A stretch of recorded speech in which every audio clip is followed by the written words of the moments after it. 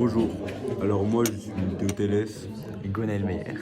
Aujourd'hui on va vous faire une vidéo pour vous présenter. L'emboîtage sur une vitre. On commence tout de suite. Alors comme matériau que nous allons utiliser une clé à 3 ergots ou une clé à 2 ergots pour les dévisser les fonds vissés. Par alternative, nous avons la potence à volant qui est efficace et simple d'utilisation avec c'est tout type d'ergots. Ensuite, nous avons le couteau pour les fonds clipsés.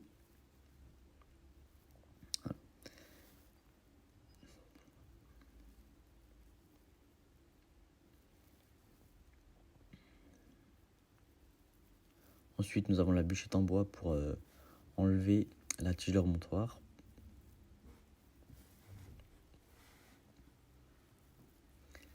Le coussin d'emboîtage pour ne pas rayer le verre.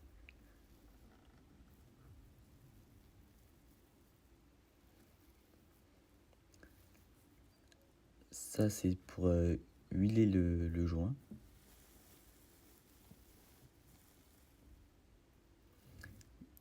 Un tournevis pour enlever le bracelet. Des leviers aux aiguilles.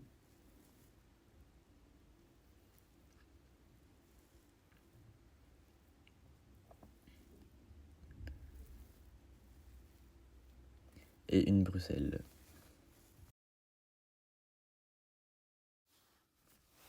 Il y a le mouvement, le cadran, les aiguilles, le cercle d'emboîtage avec la carrure et le verre, la tige de remontoir avec la couronne, le fond de boîte accompagné de son joint, les bracelets avec la barrette. La prochaine étape est assez simple, c'est d'enlever la tige remontoir. Il suffit juste d'appuyer sur le trou qui est indiqué par une flèche, ou soit c'est un petit bouton, et quand on appuie sur le petit bouton, ça désamorce la tige remontoir.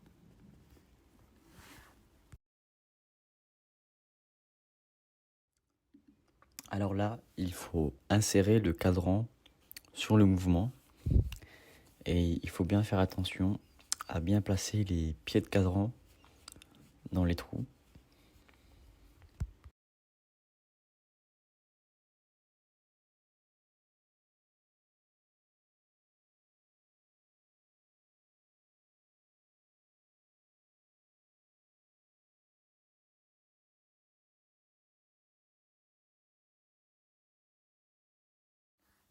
La prochaine étape, c'est d'enlever les aiguilles.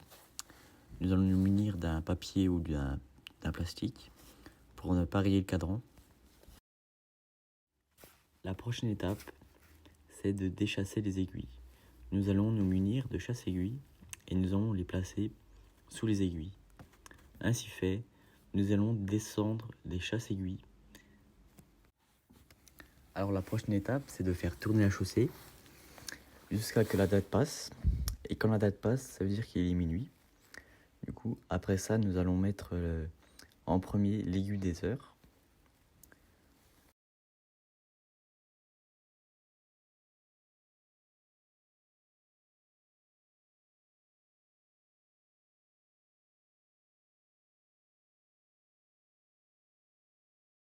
Ensuite, nous allons chasser l'aiguille des minutes. Il faut bien la mettre à midi ou minuit.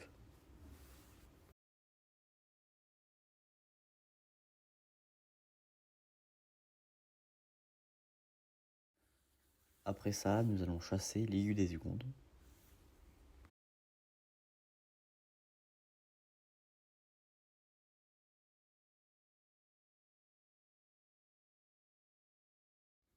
Ensuite, nous allons vérifier à la micros voir si les aiguilles ne se touchent pas ou soient pas trop hautes ou trop basses pour pas qu'il y ait de frottement. Et là on peut voir que c'est bien car les aiguilles sont droites, elles ne sont pas pliées et elles ne se touchent pas, il n'y a pas de frottement. L'étape suivante c'est d'insérer le mouvement dans la carrure.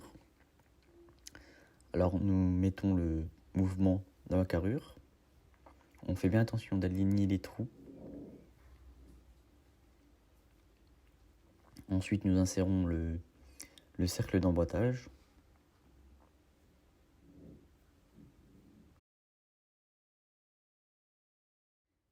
Nous insérons aussi la tige de remontoir.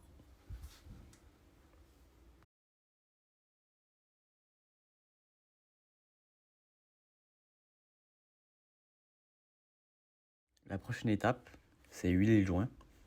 On insère le joint dans la boîte et on tourne. Voilà.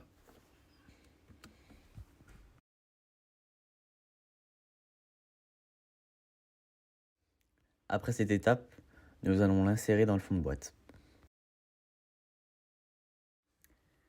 Cette étape est un peu contraignante, du coup la vidéo est en accéléré. Là, nous allons insérer le fond de boîte sur la carrure. Nous allons le faire à la main pour enclencher le pas de vis. Ensuite, nous allons prendre la clé à 2 ergots, bois 3.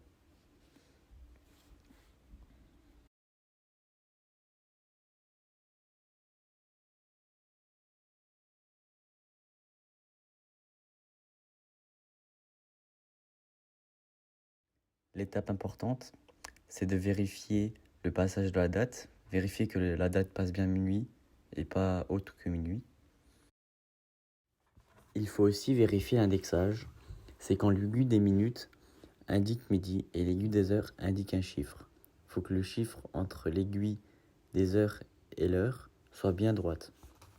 La dernière étape est d'insérer les bracelets dans la corde. Il faut enclencher la barrette dans la corde et ensuite il faut enclencher la deuxième barrette à l'aide du tournevis dans l'autre corde.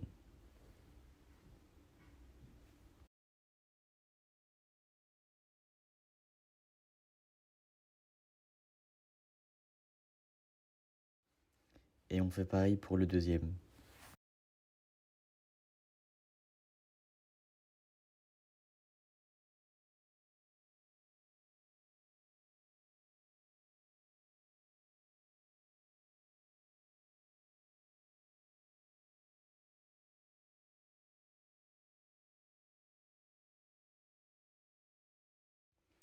On met toujours la boucle du bracelet à 12 heures.